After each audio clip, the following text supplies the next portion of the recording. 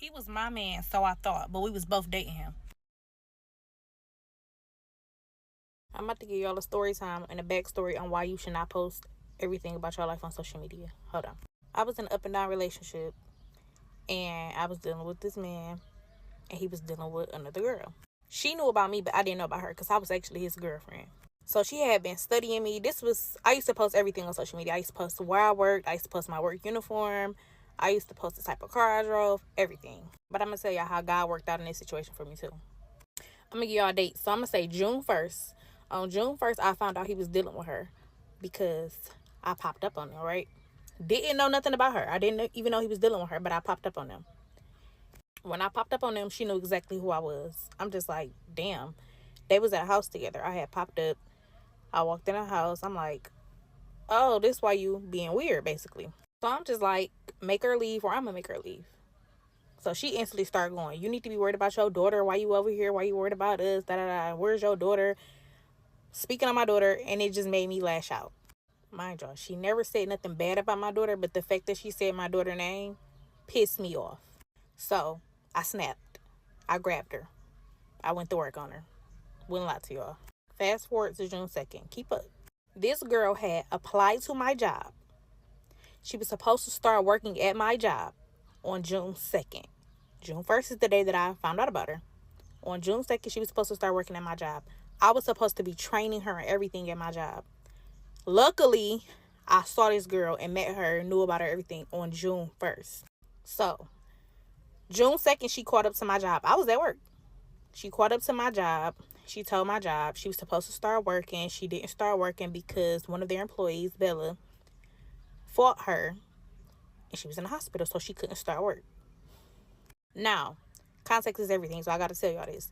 The job that I was working at, my cousin was HR. Nobody at the job knew she was my cousin because they didn't hire family members. So it worked out in my favor that nobody knew that was my cousin, right?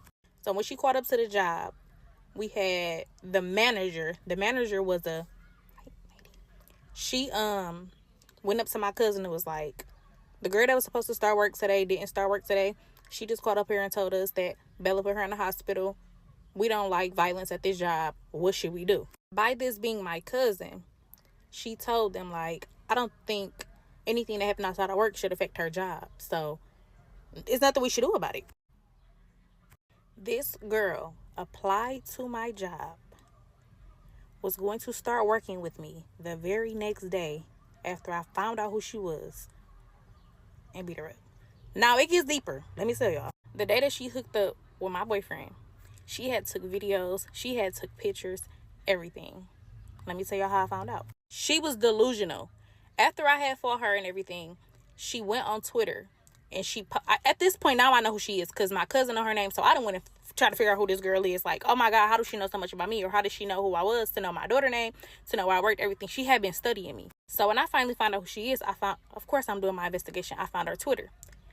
She posted on Twitter, she's crazy. She posted on Twitter like, I messed with the wrong girl boyfriend at this time. She's like, I messed with the wrong nigga at this time. She posted that she had a knot on her head. She posted the pictures in his house. She posted the pictures like around him, period. I guess she was getting all his ammo to show me when she started working with me. Crazy. All I could think was I was so happy that she didn't get to do that at work because I was in the medical field at this time. If she would have came to my job and did that, who's to say I wouldn't have jumped at her at work? I could have lost my license. I could have caught a case, anything. So it kind of worked out in my favor that I found her the day before, found out about her the day before all of this happened. Now pause. This was like 10 years ago. I'm a changed woman. All I'm saying is this is exactly why I do not post nothing about my life on social media anymore. Not the car that I drive, not where I work, nothing. You will never get one up on me no more. Absolutely not. So I'm like, if she this crazy, I had to get a PPO out on her because I'm like, every time I catch her, I know we're probably going to fight now. Just to cover myself so I didn't catch no case or nothing. But it was so crazy how somebody was really stalking my life over my nigga to be able, I don't know what her motive was, but it all worked out because if I would have caught her on June 2nd versus June 1st, and if my cousin didn't work at that job to be able to tell me like this is what's going on, to give me this girl information or anything, I would have probably been in so much trouble. Don't post your car, don't post your job, don't post your nigga, nothing. somebody out there watching you. My baby about to graduate high school today, and we almost tore the Civic Center up before the graduation even happened.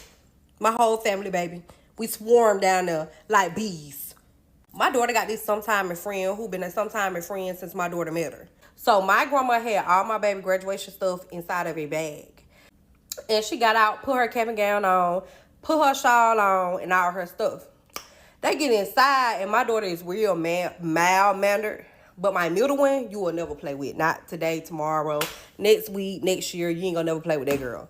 But my oldest one, yeah, she a sweetheart. She ain't gonna say too much to you.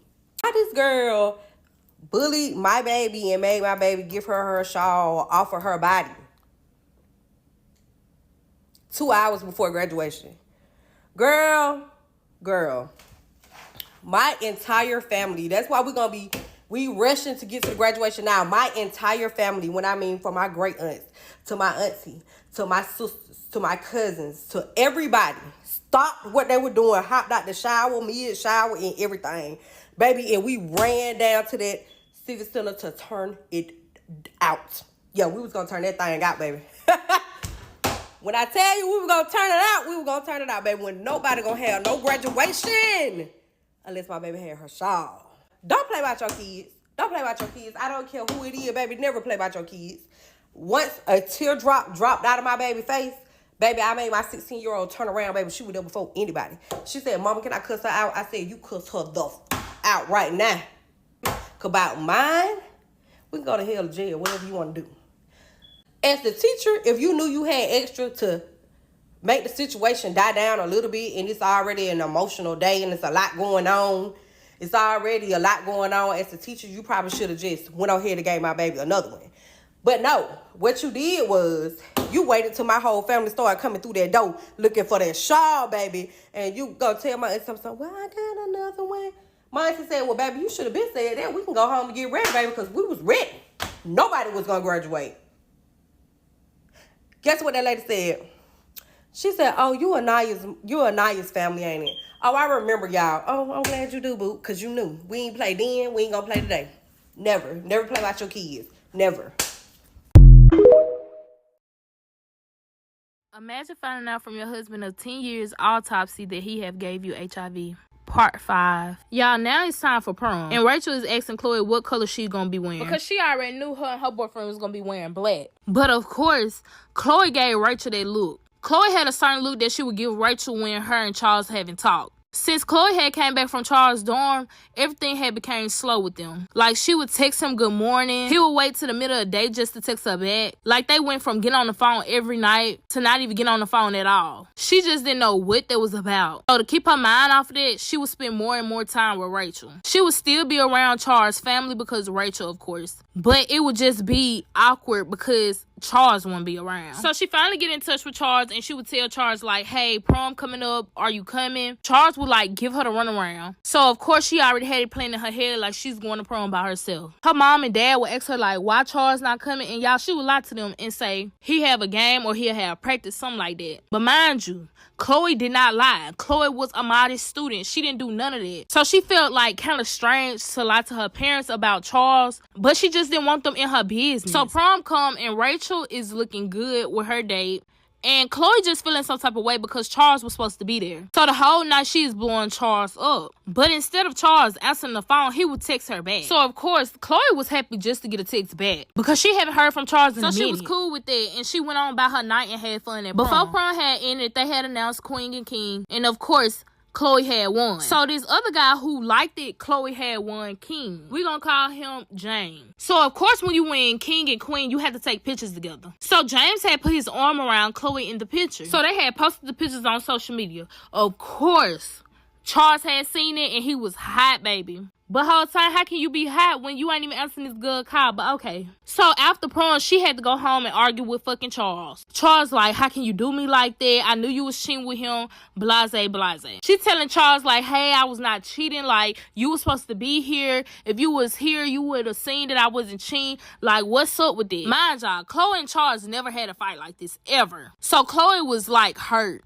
Chloe was crying so bad that she had ruined her makeup. And she wanted to be left alone. Like, she didn't even go out after prom. She went straight home, got in the bed, crying. Boo-hoo crying. So she thought the next day when she'll wake up, everything would be blown over.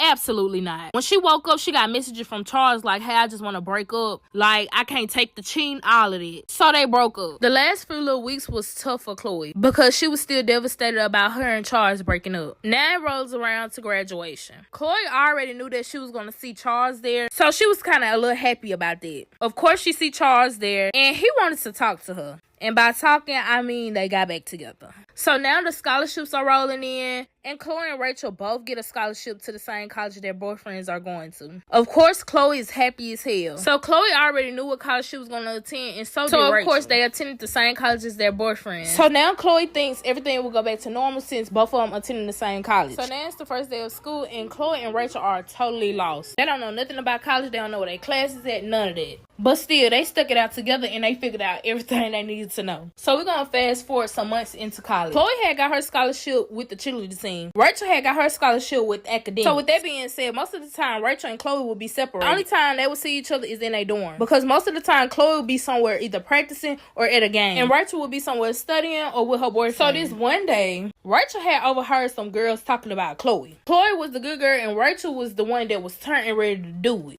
So she couldn't figure out why the girl had Chloe's name in her mouth, why she did not like Chloe. The lady, we're going to call her Jasmine. Remember all of that. So let's fast forward of how her husband died. So her husband died from a car wreck. His injuries was so bad and he needed a blood transfusion. Since he was losing so much blood, they needed that blood transfusion now. They couldn't find his blood type. So this resulted in his death. So while all this is happening, Chloe is getting a phone call from this unknown number. But when she answered, it was Rachel. So at this point, she's trying to figure out why is Rachel calling her. Because she haven't heard from Rachel in 10 years. But before she could ask Rachel why was she calling, she heard Rachel is crying. So she asking Rachel what is wrong, like what's going on. So Rachel get her the news like, hey, you need to come to the hospital real quick. More than likely, Charles is gonna die because they cannot find his blood type. So y'all, she kind of lost like, why the fuck the hospital didn't call her first? Why the hospital had called the family before the wife? Because how the hell did Rachel find out he was damn near on his deathbed before she found out? Come back for the next part.